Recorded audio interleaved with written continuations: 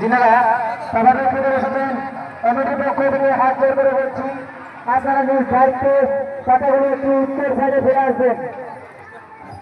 যিনারা এখনো তাহলে খন্ডি নিজ দায়িত্বে আস্তে আস্তে করে প্রবেশ করুন তাদের এগিয়ে যান।